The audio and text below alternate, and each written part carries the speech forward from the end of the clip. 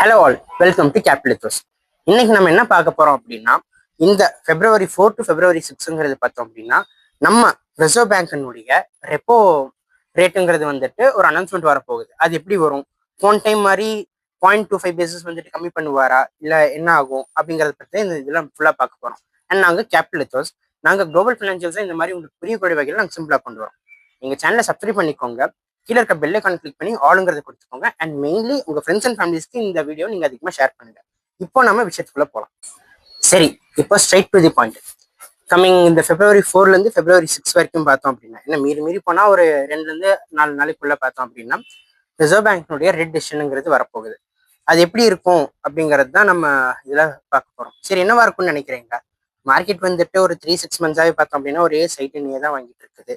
And same way பார்த்தோம் அப்படின்னா gold and சில்வர்ல நிறைய பேர் லாஸ் பண்ணியிருக்காங்க. முக்கியமா எம்டிஎஃப்ல வாங்கினவங்க எல்லாம் ரொம்பவே அதிகமான பேர் இருக்காங்க. எம்டிஎஃப்ல வாங்கி ட்ரேட் பண்ணவங்க, லாஸ் பண்ணவங்க எல்லாமே இருக்காங்க. இந்த ஒரு கண்டிஷன்ஸ் எல்லாம் வச்சு பார்க்கும்போது ரேட் கண்டிப்பா ஹைக் தான் ஆகும் அப்படிங்கிறது தான் ஒரு தாட் ப்ராசஸா இருக்கும். அது அண்டர்ஸ்டாண்டபிள் தான்.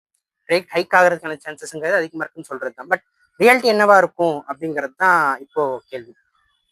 மோஸ்ட் லைக்லி இந்த ரேட் கட் அப்படிங்கிறது இருக்க சான்சஸ் இல்லை.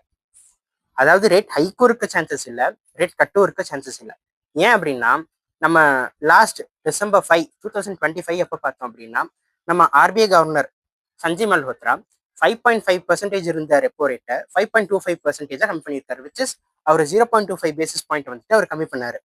இந்த தடவையும் இந்த கோல்டு அண்ட் சில்வர் வந்துட்டு ஒரே ஃபால் அந்த மாதிரி தான் இருந்துச்சு. பெரிய ஒரு ஃபால் பார்த்துருக்குது. அப்போ நம்ம என்ன எதிர்பார்த்தோம் அப்படின்னா, நேற்று பட்ஜெட்ல ஓகே கோல்டுக்கு வந்துட்டு ஏதாவது இம்போர்ட் டியூட்டி போடுவாங்களா, இம்போர்ட் டியூட்டி போட்டா இங்க கோல்டு வந்துட்டு ஏறும், அந்த மாதிரி ஏதாச்சும் அப்படி கோல்டு ஏறிச்சு அப்படின்னா மேபி சில்வர் ஏதாச்சும் ஒரு கரெக்ஷன்ல இருந்து ஒரு பவுன்ஸ் பேக் கிடைக்கும், இந்த மாதிரிலாம் நம்ம எதிர்பார்த்துட்டு இருந்தோம். பட் நேற்று இம்போர்ட் டியூட்டி பத்தி எந்த விஷயமும் வரல. அண்ட் இது மட்டுமே இல்லை, நாங்க அதர் ஃபேக்டர்ஸும் வச்சு பார்க்குறப்போ கண்டிப்பா ரேட் ஹைக்கும் இருக்க சான்சஸ் இல்லை, ரேட் கட்டும் இருக்க சான்சஸ் இல்லை. மோஸ்ட் லைக்லி இந்த February 4 டு February 6ங்கிறது பார்த்தோம் அப்படின்னா இது இப்போ இருக்கக்கூடிய 5.25 பேசிஸ் பாயிண்ட் இதே தான் வந்துட்டு கண்டினியூ ஆகும் அப்படிங்கிறதா இருக்குது. சரி, உங்களுடைய கமெண்ட்ஸ் என்ன? ஒருவேளை ரேட் ஹைக் ஆகும், என்னப்பா சொல்ற, எத்தனை பேர் லாஸ் பண்ணியிருக்காங்க, எவ்வளவு பேர் எக்கனாமியும் ஒன்றும் பெருசாலாம் இல்லை, மார்க்கெட்டும் சைட்லிங் தான் வாங்கிட்டு இருக்குது, எல்லாரும் எக்ஸிட் ஆகிட்டு போயிட்டு இருக்காங்க, இதெல்லாம் வச்சு பார்க்கும்போது கண்டிப்பா ரேட் ஹைக் தானே பண்ணுவாங்க, மார்க்கெட் ஸ்டேபிள் பண்ணும் அப்படின்னா எஃப்எண்டோட சார்ஜஸும் ஏற்றிட்டாங்க அப்படின்னு நீங்க நினைக்கலாம். உங்களுடைய சஜஷன்ஸ் என்ன? இதை நீங்க கமெண்ட்ல சொல்லுங்க.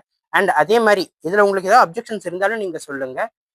அண்ட் நாங்க வந்துட்டு கேபிட்டல் ethos இந்த மாதிரி குளோபல் ஃபைனான்ஷியல்ஸ் உங்களுக்கு புரியுற மாதிரி நாங்கள் கொண்டு வந்துட்டு இருக்கோம்.